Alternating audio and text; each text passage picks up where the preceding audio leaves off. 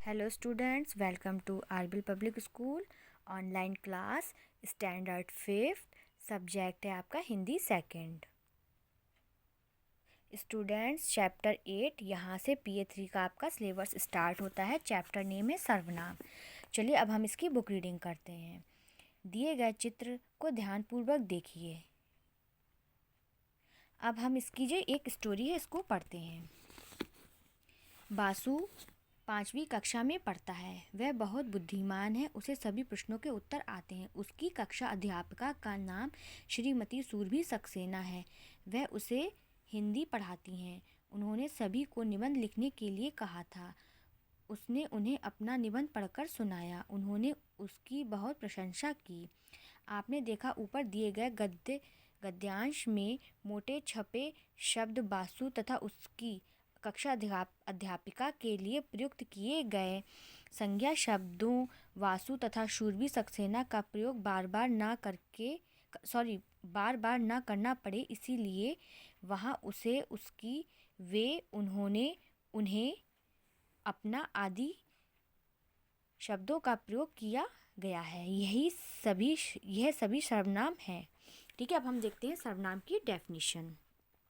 परिभाषा: जो शब्द संज्ञा के स्थान पर प्रयुक्त किए जाते हैं सर्वनाम कहलाते हैं। सर्वनाम शब्दों के प्रयोग से भाषा सुंदर, स्पष्ट एवं सरस बन जाती है तथा भाषा का सौंदर्य भी बढ़ जाता है। अब हम देखते हैं सर्वनाम के भेद। सर्वनाम के 6 भेद होते हैं: पुरुषवाचक, प्रश्नवाचक, निश्चयवाचक, संबंधवाचक, अनिश्चयवाचक और निजवाचक। ठीक है, अब हम सबसे पहले देखते हैं पुरुषवाचक सर्वनाम। जिन सर्वनाम शब्दों का प्रयोग बोलने वाले, सुनने वाले और अन्य व्यक्तियों के लिए किया जाता है वे पुरुषवाचक सर्वनाम कहलाते हैं। उदाहरण में मैं खेलने जा रहा हूँ।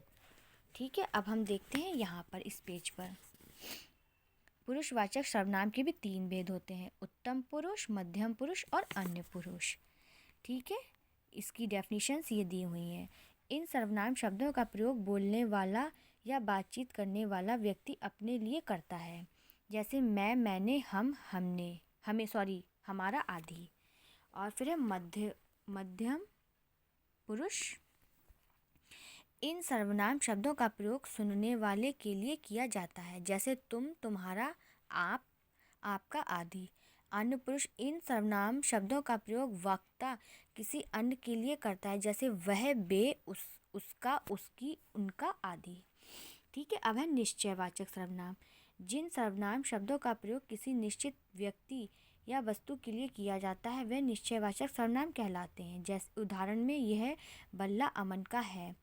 ठीक है, अनिश्चयवाचक: जिन सर्वनाम शब्दों का प्रयोग किसी अनिश्चित व्यक्ति या वस्तु के लिए किया जाता है वे अनिश्चयवाचक सर्वनाम कहलाते हैं।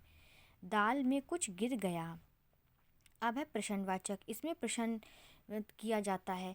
इन सर्वनाम शब्दों का प्रयोग प्रश्न पूछने के लिए किया जाता है, जैसे दरवाजे पर कौन है।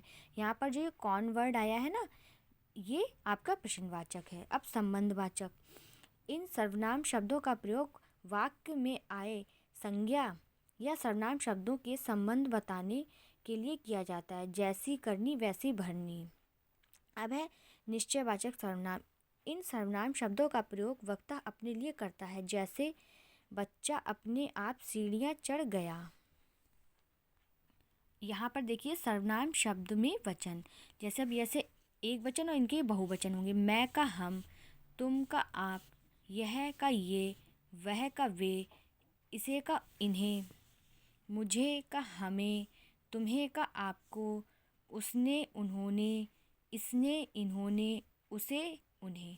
ठीक है बच्चों, आपकी बुक रीडिंग कंप्लीट हुई और एक्सरसाइज और PDF का मैं एक्सरसाइज और क्वेश्चन आंसर का PDF मैं आपको सेंड करूँगी।